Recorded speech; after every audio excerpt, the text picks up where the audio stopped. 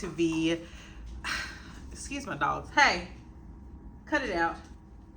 Sit down. Both of y'all, sit. Hey, we not listening today. Sit down. That's fine. You can get pet. Okay. Hey, y'all. My name is Kechelle, and today we're going to be reading some books based on our April bullet journal. It's been so long since I have done this that I sat down and I was like, oh, I'm going to get this posted early. I'm going to put this on Patreon. I had no introduction at all. But I will say that this is probably one of my least favorite bullet. I mean, I barely used it. I did use this page over here. I haven't been journaling a lot. I'm basically keeping up with the themes just to keep my creativity flowing. I'm also just, I get in the mood to color, so I set up a bullet journal, but I'm not using it.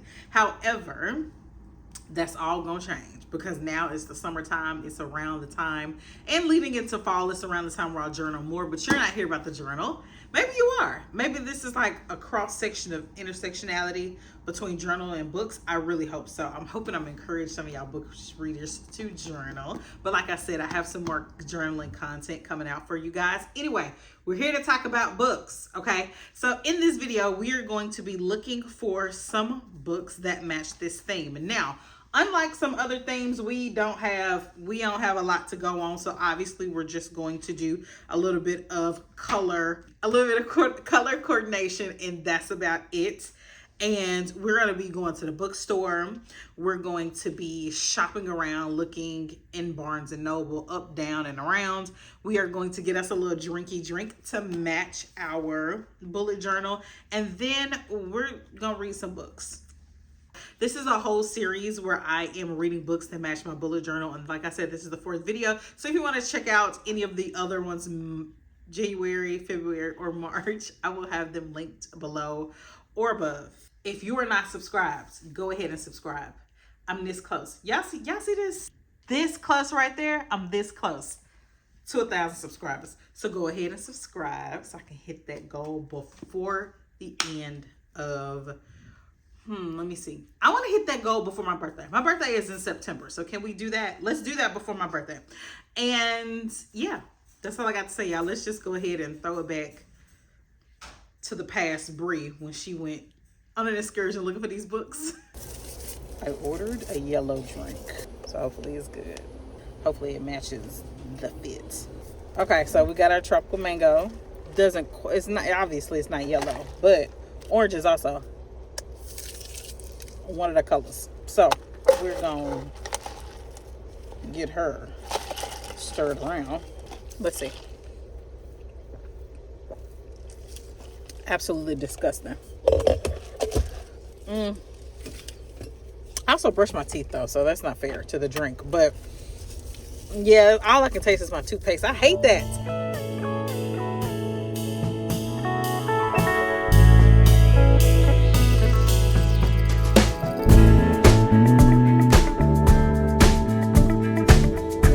Y'all, so we have made it to the Barnes and Noble that is shut down, and it is, or shutting down, and it is packed. Do you understand me?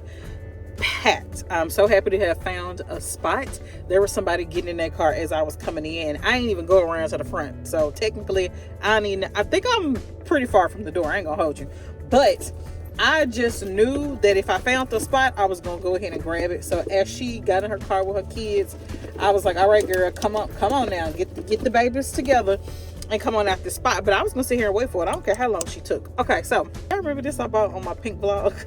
Today we're just looking around. We're gonna see if we can find a yellow book, obviously, but I just want to see if there is still some things left to buy, if they have, or if everybody has come through and taken up all the inventory, I'm excited. That's the only thing that's on the agenda. I'm really excited. Let's go in here and see if we can find a yellow book.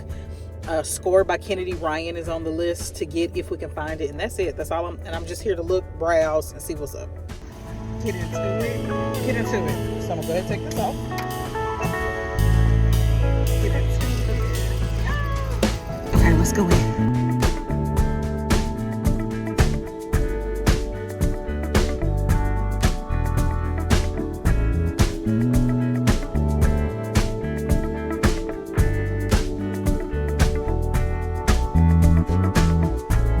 They will come. They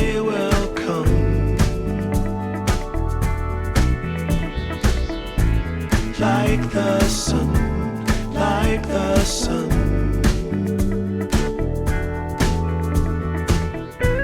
There will be, there will be everything, everything.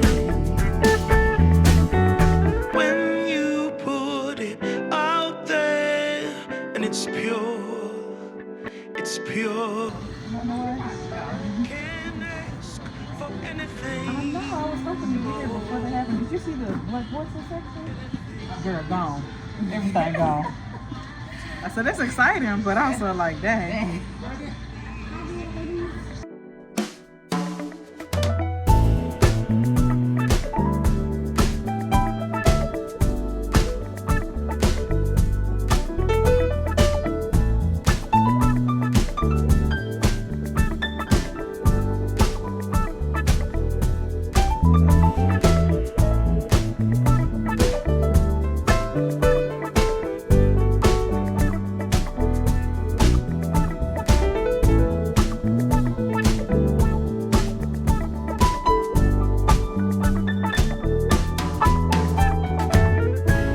They will come, they will come.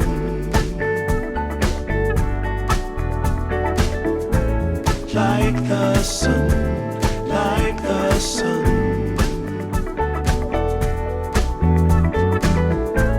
There will be, there will be everything. Oh my God. I was in that line for 2 hours. And why didn't I put my drink in my Stanley before I went in there? I don't know. Rookie mistake. I could have still had ice. I have to have on the air. I'm so very sorry. You don't have to have on the radio though. Oh, the inside of my purse matches my outfit too. Look how cute that is. Y'all look how beautiful this purse is. My mama got it for me. It's been months, but y'all want to do a quick little book haul? Okay. Obviously, we got Sisters in Yellow by Michael Kawakami. Don't know. And then we got, I'm going to go in the order of where I picked them up. Y'all saw me pick this up. Black Book. This is about an ambitious 22-year-old black man who is living in a brownstone in the Bronx with his mama, and obviously she's trying to get him to move out, but he like, nah, I'm cool. I love my life of eating here at my mama's house, being with my girlfriend. But then he runs into somebody who can get him a really, really good job on Wall Street, I believe. And he goes through Hell Week. He makes it through, and now he's trying to give all the game to other black folks, like put them on game on how to make money on Wall Street, right? This one is set in Japan, I believe, and it's about this young woman who opens up a cafe with another young girl, and it's just about their life, love, sisterhood, obviously. Percy Jackson, got that for my baby.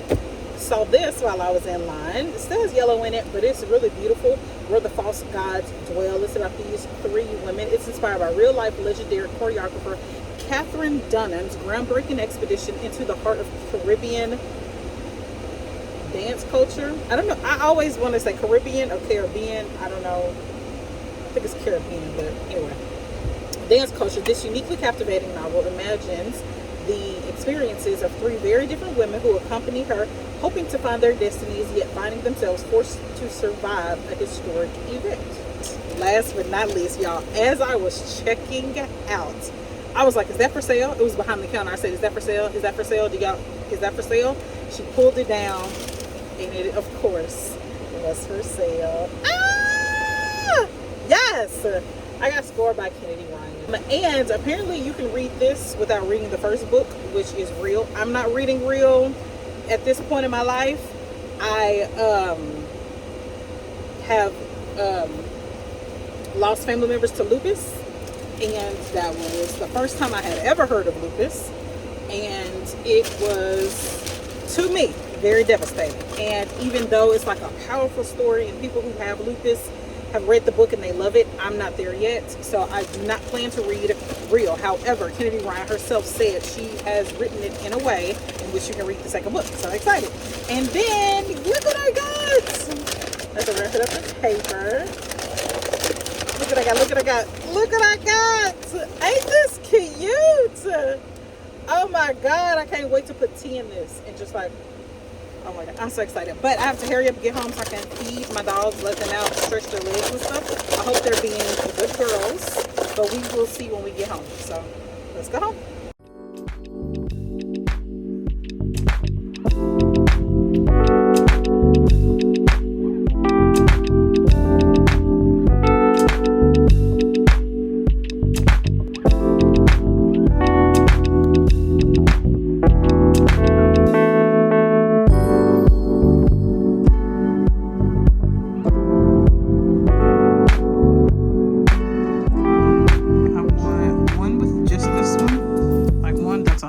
This one, and then I want one that's 50% that, no, like mostly that and a little bit of rose, please.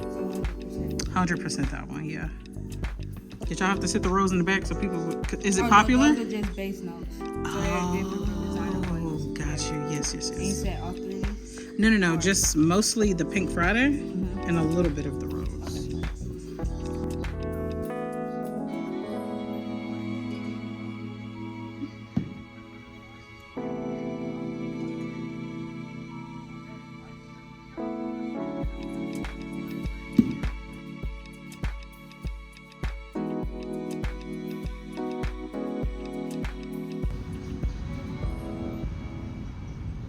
Background is done, kind of. We'll get to this, but I have a party at 3 o'clock and it's like 2:30, 2:35. I'm about a quarter. Can y'all see my bookmark? I'm about a quarter of the way through. I started writing in this book like the first few pages, and I thought to myself, hey girl, you don't know if you're gonna keep this book or not, so maybe you should not be writing in it. And then I ran across this quote right here. Something really good happens and she says, must be the power of yellow. And she says, I'd been buying all sorts of yellow things, from 100 yen shops and other stores around the neighborhood, a piggy bank, a stuffed animal, a pair of chopsticks, a makeup pouch, a pencil case, envelopes, notepads, stickers, a ball of yarn, a bunch of boxes in all different sizes, a keychain, fake flowers, a spool of ribbon, and even a yellow good luck cat. Every time I added something new to the already crowded shelf, I felt like it made our future just a little bit brighter, like it was bringing us more good luck one step at a time. Simply by being yellow, they held a special power, giving us courage and comfort. And when I read that, I was like, I have to highlight that, and I'm probably gonna keep that book. I'm probably gonna keep this book just for that right there. But let me backtrack a little bit. I am tabbing. I am back to writing.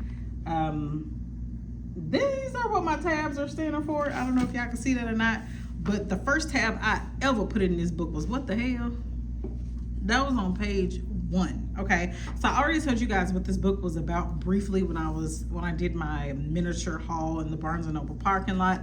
But the first page of this book is so shocking, and it's not in the synopsis, so I can't tell you what happens. And I would tell you, do not look up, if you want to read this, do not go look up any reviews. Okay, a quarter of the way through the book, and I wasn't spoiled, nothing spoiled it, but I did look up a few reviews and I was like, oh, okay, I'm just making sure we're going somewhere with this, because it throws you into a situation. It throws you into Hannah's life current day, as she's in her 40s, I do believe, and then it brings you all the way back to when she was 15 and she met this woman named Kimiko.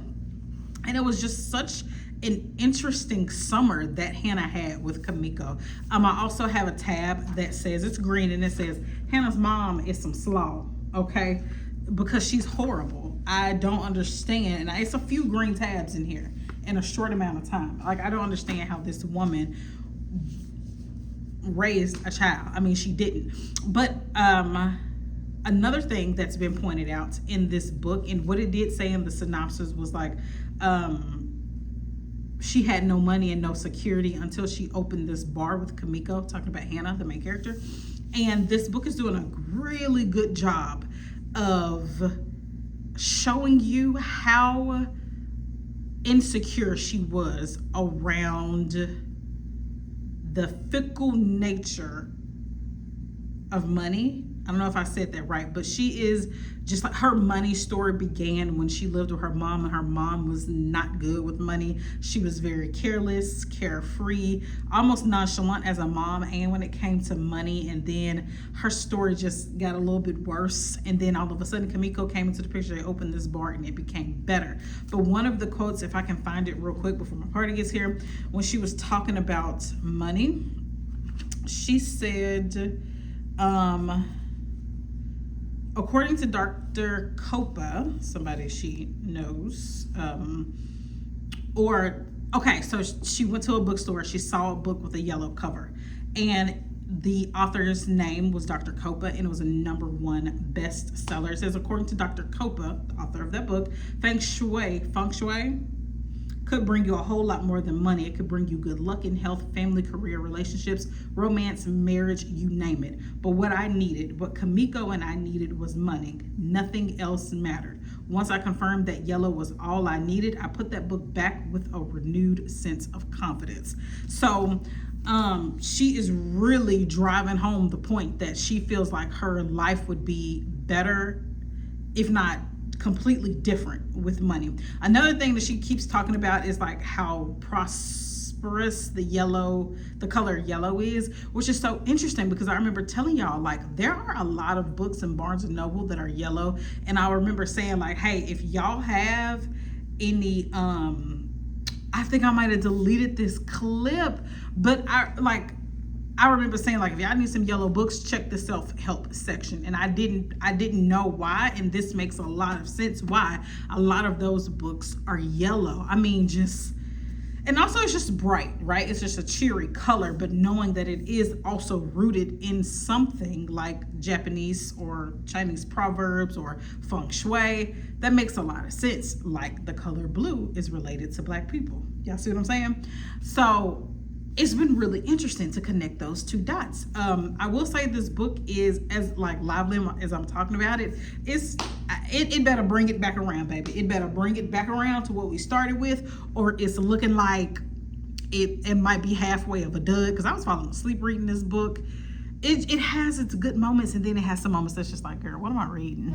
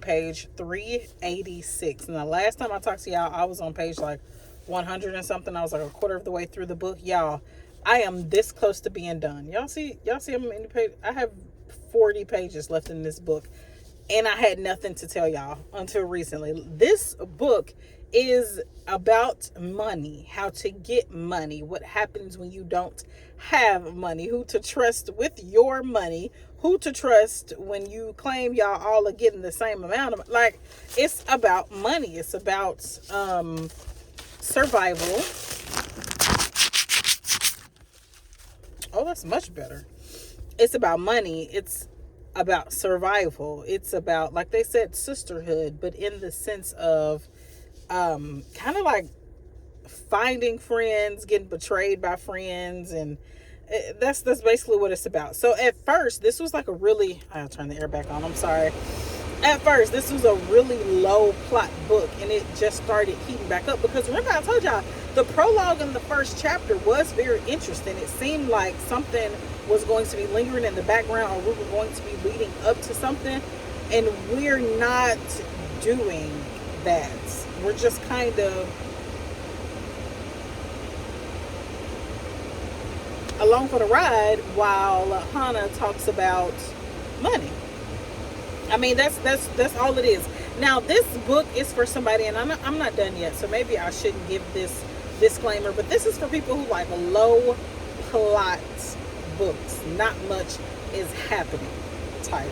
Like, medium plot, I would say. There are some stakes, but it's written in first person, so didn't really think anything's going to happen to the main character. There are a lot of scenes that are just every single day going through the motions, kind of mundane, and then something happens and you're like, dang, that sucks, you know. Other than that, though, this book is, it's not, you know, it's decent. We'll see. And like I said, I have 40 pages left, and we still haven't returned to what we talked about in the prologue. Okay, but anyway, I'll give y'all an update when I finish. So I couldn't remember if I updated y'all or not, but I'm finally done with this book. It's a 2-star. I don't need to explain too much more about it. The way it ended is the way that the whole book went. I was hoping that it was gonna pick up. I was hoping that it was gonna loop back around to the big shocker that we got at the first chapter in the prologue, but it did not. It ended slow and sad. So if you like slow, sad books, this could be for you. Okay, next I want to tell y'all that I started Moth to a Flame. I started and DNF'd Moth to a Flame by Ashley Antoinette because I'm gonna read you the part that made me DNF it. It says, this is the main girl talking. I forgot her name. Raven. Raven said now Raven is 17 right now. Her dad is a kingpin drug lord in Detroit. No, Flint, in Flint, Michigan. And she is the daughter of hustlers. We even got a snippet of her mama's past and how her mama got to meet her daddy. And you know what I'm saying? And Raven ended up somewhere she shouldn't have been. She was at a club. The bouncer knows Raven's dad. And he was like, don't tell your daddy I let you in this club. Because technically, I'm not letting you in this club. You sneaking in. So she goes to the club. She finds this dude. And some stuff happened. And now the dude ends up at her house. Because her parents invited the dude back to their house. After he escorted her home. He followed her home.